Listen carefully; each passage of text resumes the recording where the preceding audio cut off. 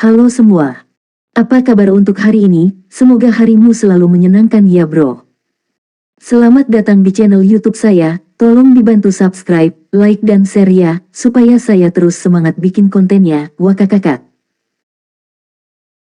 Solen 4 chapter 953. Meng Fei melirik Lan Xuanyu yang agak lesu di sebelahnya dan berkata, seharusnya kau sudah mempelajari sejarah Sekte Tang kita saat kau berada di Akademi Shrek. Dalam sejarah Akademi Shrek dan Sekte Tang, pernah terjadi bencana besar yang hampir menghancurkan keduanya. Jika bukan karena persiapan yang dilakukan sebelumnya, dan jika bukan karena para guru Akademi Shrek yang mengorbankan nyawa mereka untuk memberi waktu bagi para siswa, mungkin Akademi Shrek akan menjadi peninggalan masa lalu. Pada saat itulah para penyintas yang tersisa dari Akademi dan Sekte Tang bergabung dan memilih Raja Naga Douro sebagai Master Pavilion Dewa Laut dan Master Sekte Tang generasi itu, dan membangun kembali Akademi Shrek serta membentuk kembali Danau Dewa Laut. Begitulah Akademi Shrek dan Sekte Tang saat ini terbentuk. Dapat dikatakan bahwa dia adalah pahlawan besar Akademi Shrek dan Sekte Tang. Hati Lan Xuanyu bergetar, dan dia tentu tahu siapa yang dimaksud Meng Fei. Meskipun dia selalu tahu tentang sejarah ini, ketika dia benar-benar menghubungkannya dengan orang itu, dia masih merasakan perasaan seperti mimpi. Namun faktanya adalah, orang yang pernah memberikan sumbangsih kepada Akademi Shrek dan Sekte Tang, bahkan kepada seluruh umat manusia, tak lain dan tak bukan adalah Tang San, pendiri Sekte Tang. Dan asal-muasal bencana besar itu adalah 2 bom jiwa tingkat federal yang dicuri dari God Slayer.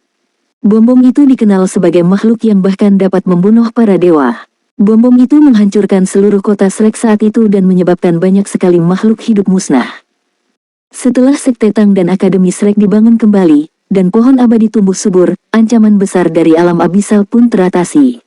Namun, kami tidak benar-benar menemukan pelaku sebenarnya, atau lebih tepatnya, pelakunya adalah seluruh federasi. Karena pada saat itu, aliansi antara Akademi Shrek dan Sekte Tang telah menjadi ancaman bagi kekuasaan federasi. Jika kami ingin membalas dendam, kami harus menggulingkan federasi. Namun, Akademi dan Sekte Tang yang telah dipulihkan tidak melakukannya. Karena kami semua tahu bahwa jika kami benar-benar ingin menggulingkan kekuasaan federasi, berhasil atau tidak, itu akan mengarah pada situasi yang sangat buruk.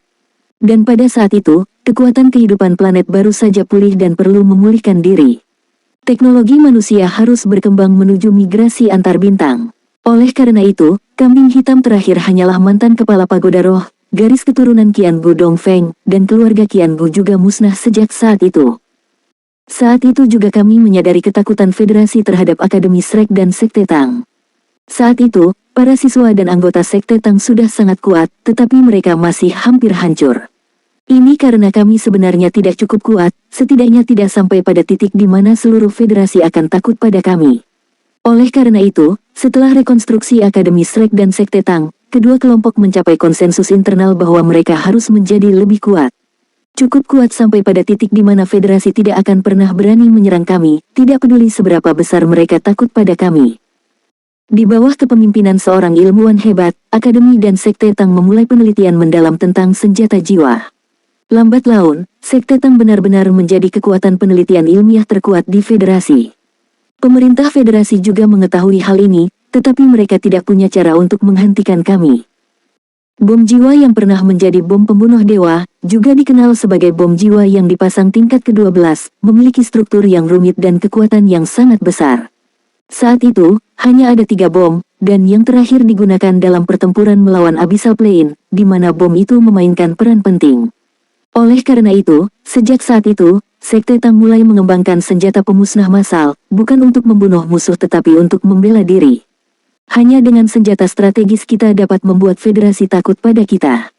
Sekte Tang juga memiliki armadanya sendiri, tetapi kapal perang terbesar kami hanya setingkat kapal perang. Ini karena pemerintah federal tidak akan pernah mengizinkan kami membangun armada luar angkasa dengan kapal induk.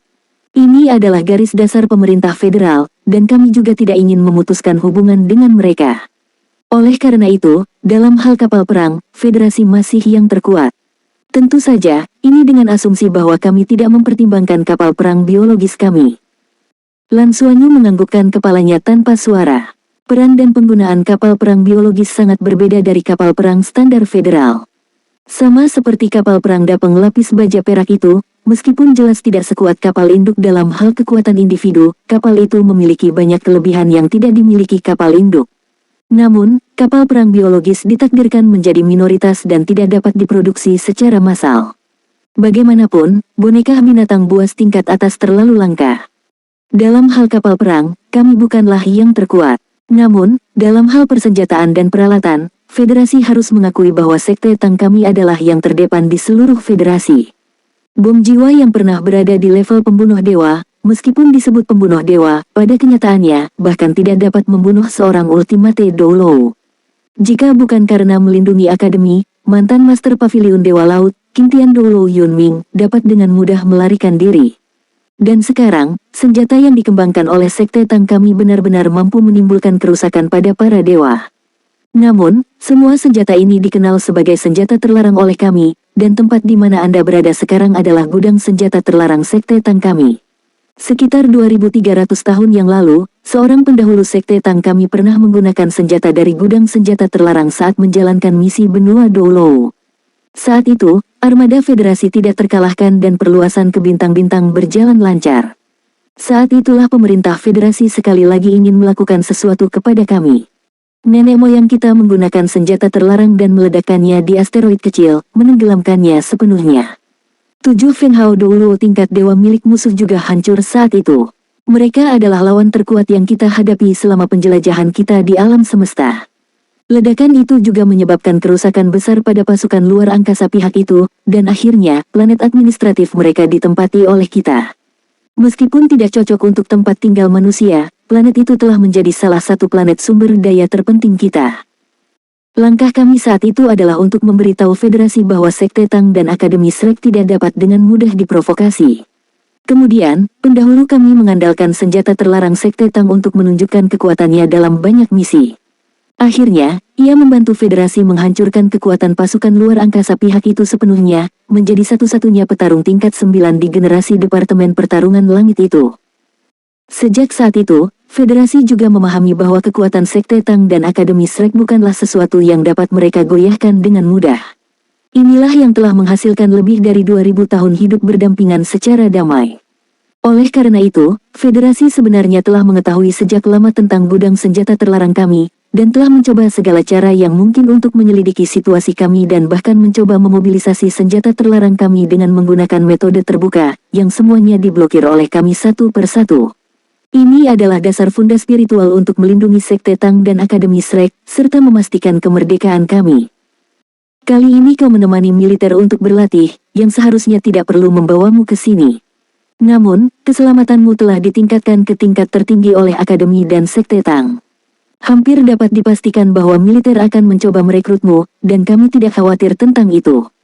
Yang kami khawatirkan adalah jika Federasi mengambil tindakan terhadapmu karena identitas khususmu, kau harus memiliki kemampuan untuk melindungi dirimu sendiri. Kapal perang Emerald Demon Swan dapat membuatmu bernavigasi di luar angkasa, tetapi untuk melarikan diri, kau harus memiliki kekuatan yang cukup. Lagi pula, kau tidak cukup kuat saat ini. Jadi, kali ini kami akan membiarkanmu membawa beberapa barang pelindung bersamamu. Ayo, izinkan aku memperkenalkanmu pada beberapa hal baik dari Sekte Tang kami. Saat mengatakan ini, wajah Meng Fei menampakkan senyuman aneh. Lan Xuanyu menelan ludahnya. Gudang senjata terlarang. Hanya mendengar namanya saja sudah membuat orang-orang merasa kagum, apalagi jika benar-benar menggunakannya. Tuan, apakah saya benar-benar bisa menggunakan senjata terlarang itu? Lan Xuanyu bertanya dengan ragu-ragu. Solen 4 Chapter 954. Meng Fei terkekeh, jangan percaya begitu. Saat remaja, kamu berani melemparkan rudal antimateri ke planet dosa. Tidak ada yang perlu kamu takutkan. Aku hanya ingin mengingatkanmu bahwa kamu tidak boleh menggunakan senjata terlarang kecuali nyawamu dalam bahaya. Dampaknya terlalu besar. Ya, tentu saja. Meng Fei berkata, juga, jangan sebutkan apapun tentang senjata terlarang itu kepada siapapun, bahkan teman dekatmu sekalipun. Kau tidak boleh memberitahu mereka tentang keberadaan benda seperti itu. Oke. Saat mereka berbicara, Meng Fei telah membawa Lan Xuanyu ke platform logam dengan bola cahaya kuning. Kami menyebut senjata terlarang ini sebagai murka dewa. Kalau tidak salah, kamu juga seorang pandai besi, kan? Kamu sudah mencapai level penempaan apa sekarang? Meng Fei tiba-tiba bertanya. Lan Xuanyu berkata, saat ini, aku hampir tidak bisa melakukan penempaan jiwa. Aku bisa dianggap sebagai pandai besi level 7. Mendengar ini, Meng Fei dan Tang Miao tidak bisa menahan ekspresi terkejut. Seorang pandai besi level 7. Lan Xuanyu baru berusia 18 tahun. Seorang pandai besi level 7 berusia 18 tahun hampir merupakan orang langka, dan tidak diragukan lagi merupakan seorang jenius di dunia pandai besi. Tang Miao bertanya, siapa yang mengajarimu menempa? Lan Xuanyu berkedip dan berkata, Paman Le. Tang Miao dan Meng Fei sama-sama tampak tercerahkan, dan Meng Fei tidak dapat menahan diri untuk tidak berseru, terlahir dalam keluarga pengrajin adalah seni tersendiri. Tidak heran. Senior Tang adalah pandai besi terkemuka di seluruh federasi saat itu, pandai besi tingkat dewa terkuat. Dia mengajarimu, tidak heran kau mampu maju begitu cepat. Dengan beban kerja yang berat dari studi Akademi Shrek, tidak mudah untuk mencapai level penempaan jiwa. Anda adalah seorang pandai besi dan harus memahami bahwa di bidang penempaan, Anda dapat memurnikan logam langka dan meleburnya untuk mencapai logam yang telah melalui penempaan tingkat dewa ratusan, ribuan, roh, jiwa, dan bahkan tingkat tertinggi. Logam pada tingkat penempaan dewa telah melampaui kategori logam dan bahkan dapat digambarkan sebagai harta surgawi. Mereka benar-benar makhluk yang diberkahi dengan jiwa dan kehidupan dan memiliki kemampuan yang kuat. Mereka juga diperlukan untuk produksi armor pertempuran 4 kata.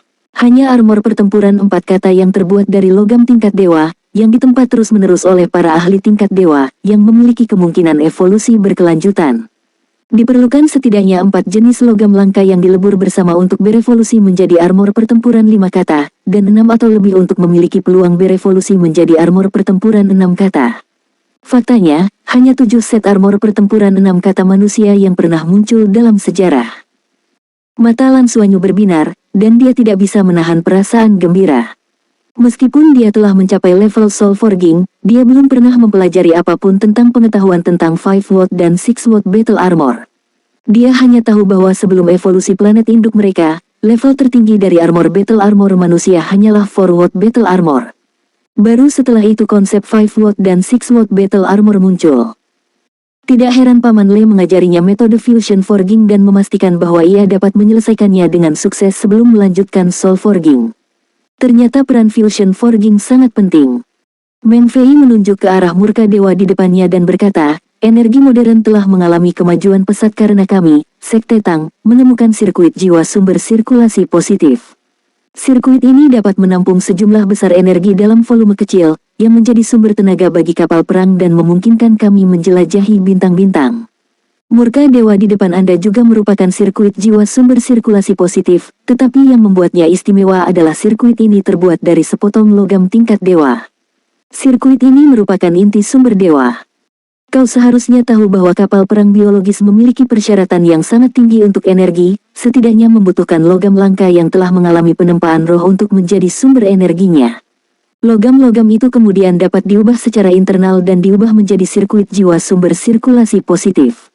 Logam yang ditempa jiwa secara alami lebih baik, sedangkan logam tingkat dewa tidak dapat diubah menjadi sirkuit jiwa sumber sirkulasi positif melalui tungku reaksi, sehingga menjadi sumber energi langsung.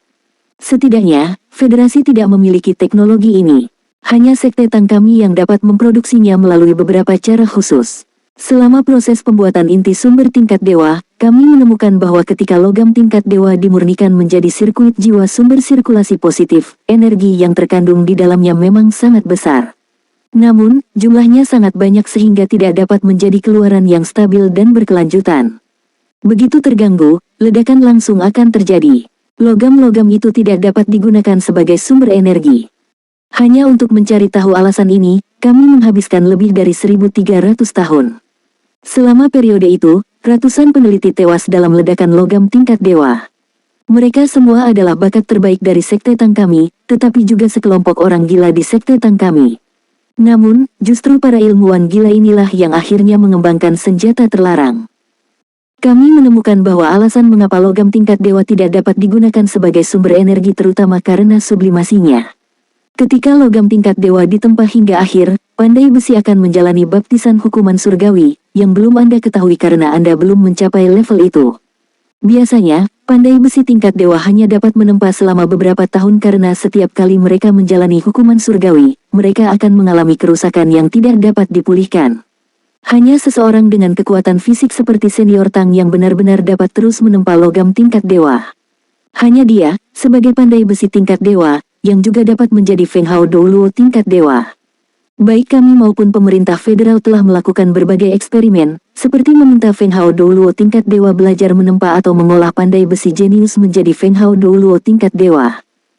Tidak ada satupun yang berhasil. Bahkan praktik penempaan yang paling biasa, seperti menempa dengan 1000 palu, berada di luar kemampuan seorang ahli penempaan tingkat dewa. Dan di antara para penempa jenius, tidak ada yang bisa menjadi ahli penempaan tingkat dewa setelah mencapai tingkat penempaan tingkat dewa.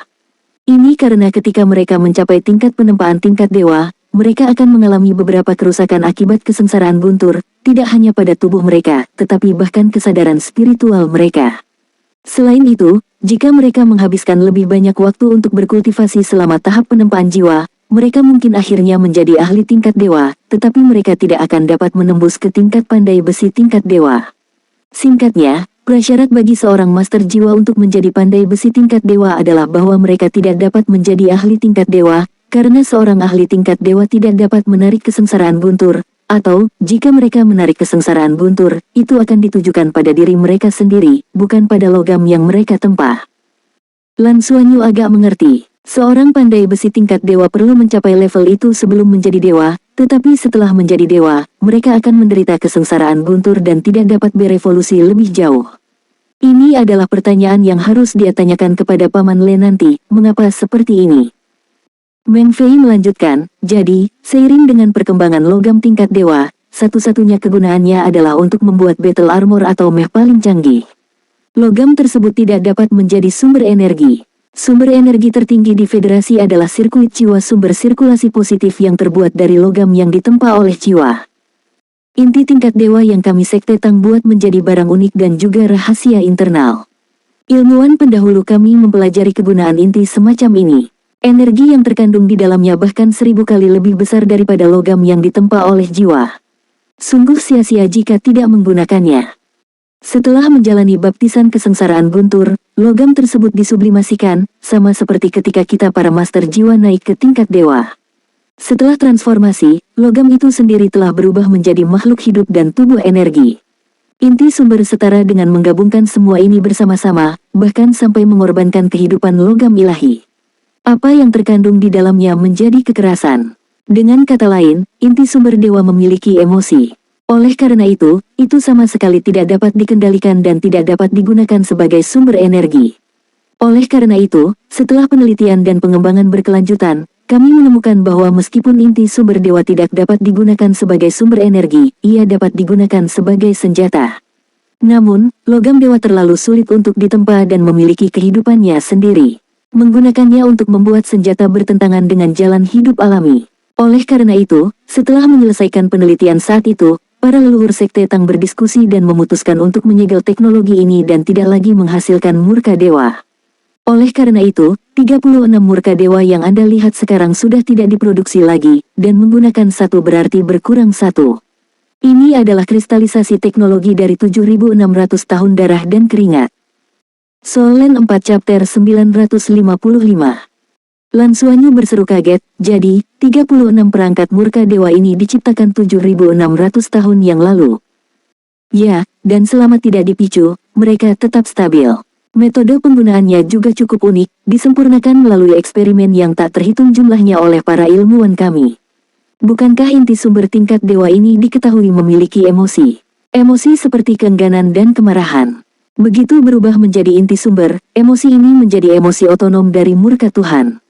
Kami tidak dapat membiarkan energinya keluar, karena itu akan menyebabkan murka Tuhan meledak, tetapi kami menemukan cara untuk melepaskan emosi tersebut.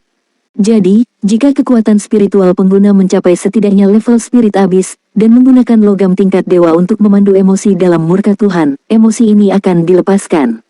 Logam tingkat dewa yang membimbing harus dihubungkan terlebih dahulu untuk menenangkan emosi yang dilepaskan oleh murka Tuhan dan berjanji untuk menempa kembali tubuh tingkat dewa di masa mendatang, yang memungkinkannya untuk terlahir kembali. Dengan cara ini, murka Tuhan akan sepenuhnya mematuhi pemandu dan dapat diledakkan kapan saja. Lan Xuanyu tercengang. Apakah serumit itu?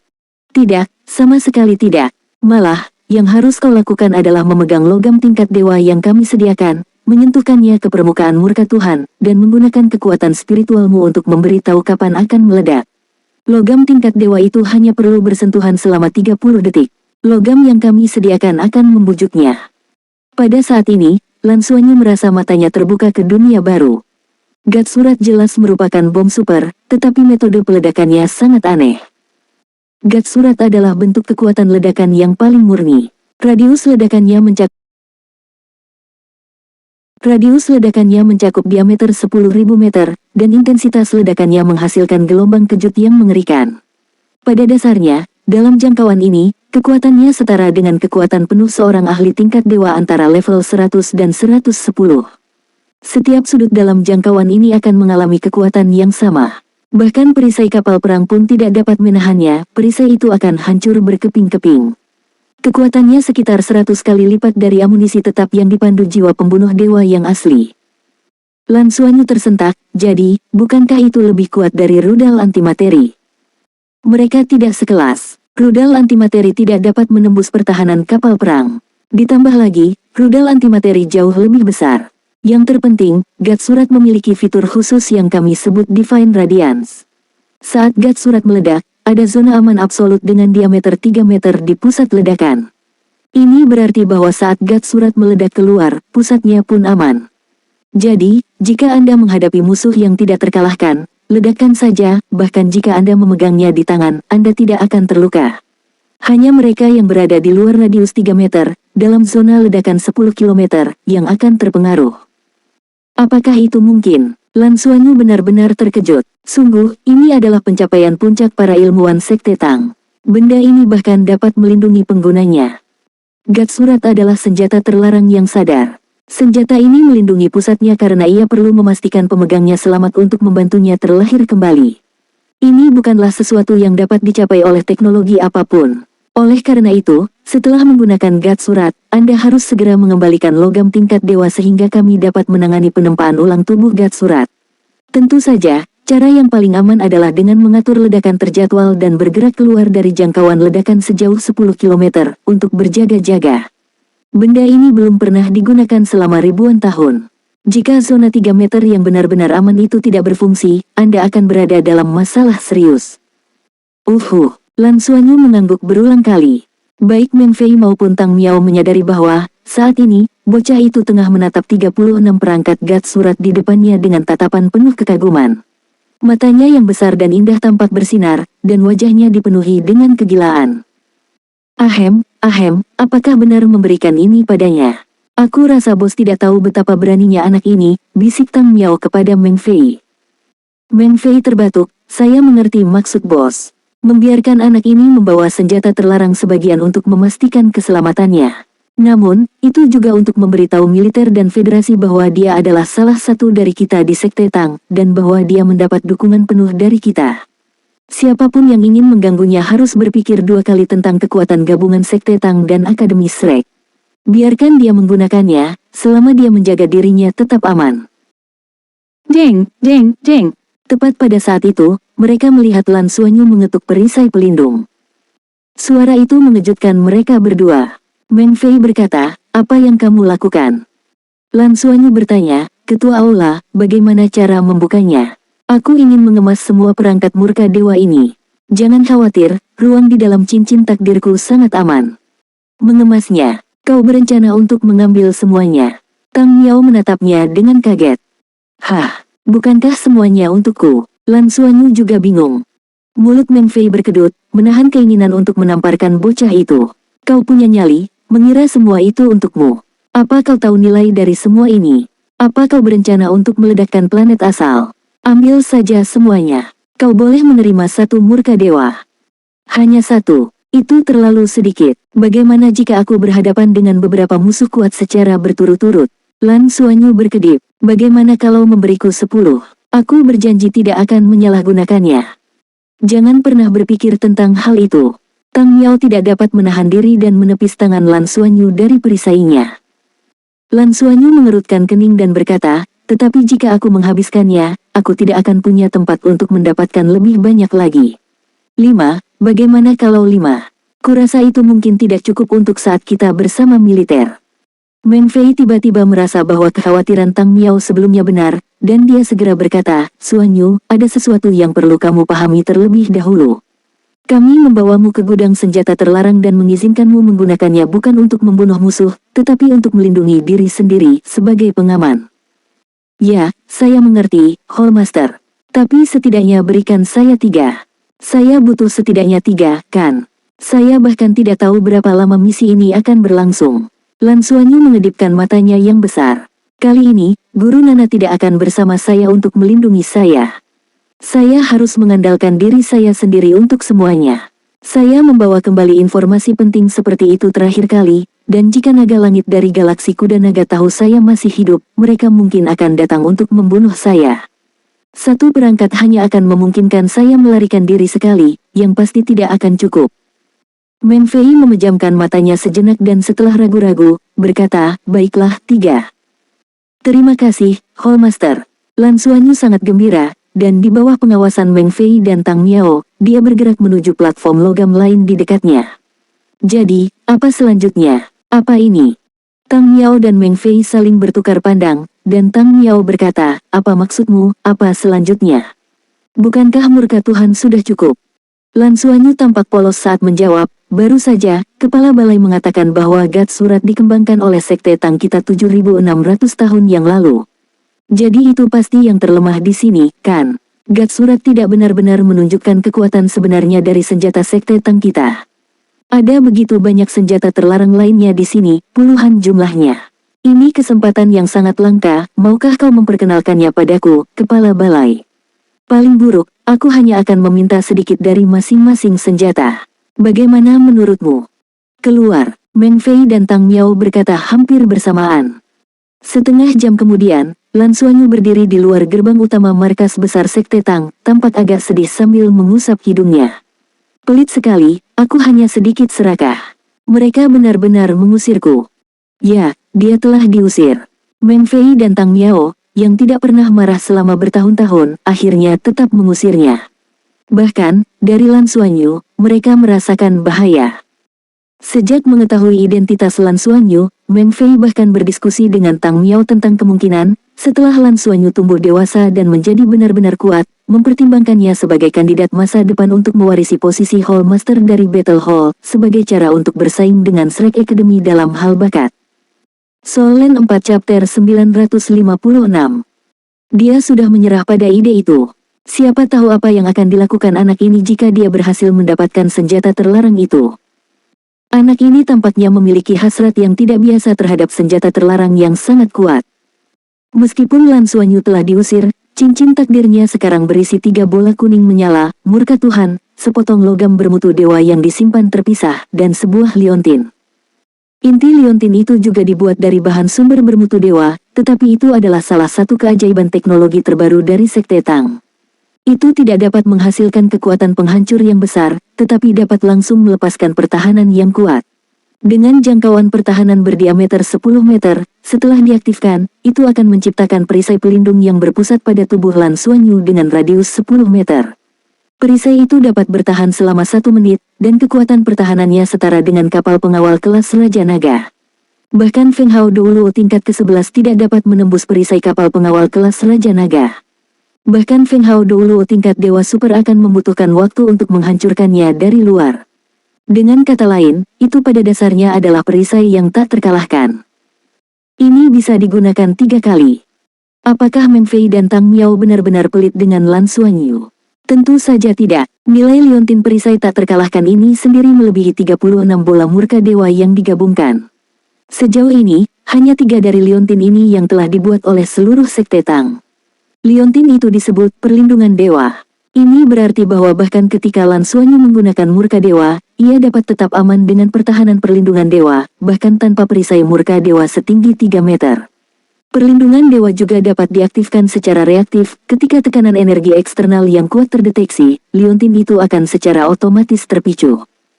Meskipun Lan Xuanyu tidak tahu nilai pasti dari Guts Surat yang dikombinasikan dengan Guts Protection, ia dapat menebak bahwa itu tidak dapat diukur dengan uang. Nilainya terlalu tinggi. Dia tidak membawa banyak hal, tetapi tujuan Lan Xuanyu telah tercapai sepenuhnya. Dengan 3 bola murka dewa, yang merupakan senjata pemusnah massal, ada banyak hal yang dapat dia lakukan. Bahkan dalam perjalanan kembali ke akademi, pikirannya masih dipenuhi dengan gambaran gudang senjata terlarang. Ada begitu banyak barang berharga di dalamnya, dan dia tidak tahu untuk apa barang-barang itu digunakan. Guts Protection di lehernya diambil dari bagian terdalam gudang senjata itu. Jelas, barang-barang di dalam gudang senjata terlarang itu disusun berdasarkan kepentingannya. Dia benar-benar ingin tahu untuk apa barang-barang itu. Botol biru itu pasti lebih kuat dari Guts Surat. Hingga malam tiba, pikiran Lan Xuanyu berangsur-angsur tenang. Ia memasuki ruang meditasi, siap untuk bermeditasi dan berlatih. Yang paling ia butuhkan sekarang adalah meningkatkan kultivasinya dan berusaha untuk menembus level yang lebih tinggi sesegera mungkin. Tidak peduli seberapa kuat senjata itu tetap saja eksternal. Hanya dengan menjadi kuat sendiri seseorang dapat benar-benar menjadi kuat. Adegan Tanggulin berubah menjadi naga raksasa sepanjang ribuan meter untuk menyelamatkan Nana di permukaan bintang meninggalkan kesan yang mendalam padanya. Hal itu membuat Lan Xuanyu menyadari bahwa ketika kekuatan pribadi mencapai tingkat tertentu, hal itu memang dapat menyaingi teknologi. Tepat pada saat itu, komunikator jiwa Lan Xuanyu berdering. Telepon itu dari Tang Zhenhua. Guru Tang, Lan Xuanyu menjawab panggilan itu. Suara Tang Zhenhua datang dari seberang. Besok pagi, masuk ke dunia Dowo. Hah, Lan Xuanyu sedikit terkejut. Apakah ini versi luar angkasa atau versi biasa? Versi biasa, jawab Tang Zhenhua. Lan Xuanyu bertanya dengan rasa ingin tahu, Guru Tang, bukankah kita sudah lulus? Mereka sudah lulus dari pelataran luar, dan secara logika, mereka seharusnya menuju ke militer atau pelataran dalam. Apa gunanya masuk ke dunia Douro? Tang Zhenhua menjelaskan, ini adalah kursus kilat. Anda akan segera masuk militer, di mana Anda akan menjalankan misi di galaksi kuda naga yang berbahaya, khususnya dengan armada ke-7 yang pernah Anda lihat sebelumnya. Di sana, Anda akan menghadapi lawan yang sangat kuat. Karena sebelumnya Anda hanyalah seorang mahasiswa dan belum pernah benar-benar berada di medan perang, Akademi telah memutuskan bahwa penting untuk menguji dan melatih keterampilan tempur Anda secara kilat. Medan perang bukanlah permainan anak-anak, seringkali, ini adalah masalah hidup atau mati. Mengerti, Lan Xuanyu mengonfirmasi waktu. Kursus kilat tentang keterampilan tempur. Lebih tentang pola pikir membunuh, bukan?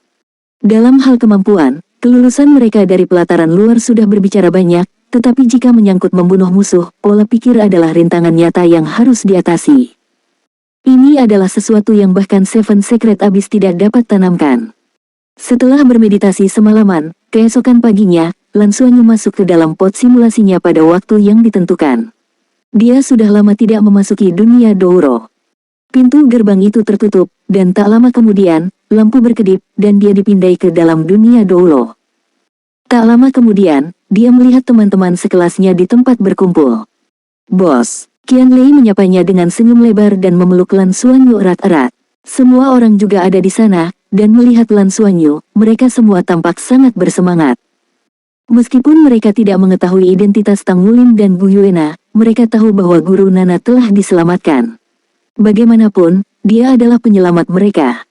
Selain itu, mereka semua telah diterima di pelataran dalam Akademi Shrek tanpa persyaratan yang biasa, yang merupakan berita yang fantastis terutama bagi mereka yang tingkat kultivasinya lebih lemah. Itu adalah sesuatu yang tidak pernah berani mereka impikan sebelumnya. Jadi sekarang, seluruh kelas bersemangat. Hanya dengan melihat mereka, Lan Xuanyu bisa merasakan kegembiraan mereka. Sebelum Tang Zhenhua tiba, Lan Xuanyu bertepuk tangan, menarik perhatian semua orang kepadanya.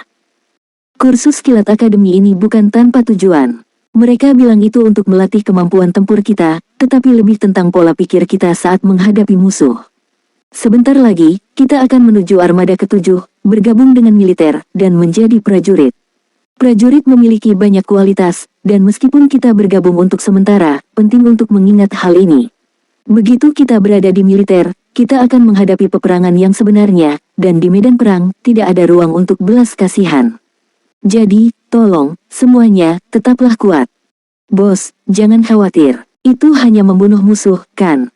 Kita tidak akan kesulitan membunuh alien, kata Qianlei sambil tertawa. Lan Xuanyu meliriknya dan menyadari bahwa sebagian besar orang lainnya memiliki pola pikir yang sama dengan Qianlei, bersemangat, dengan senyum di wajah mereka. Sambil mendesah, Lan Xuanyu menatap semua orang dengan pandangan penuh arti dan berkata, "Saya harap kegembiraan kalian bertahan cukup lama." Dia bisa melihat masalah-masalah itu, jadi tidak mungkin akademi tidak akan menyadarinya.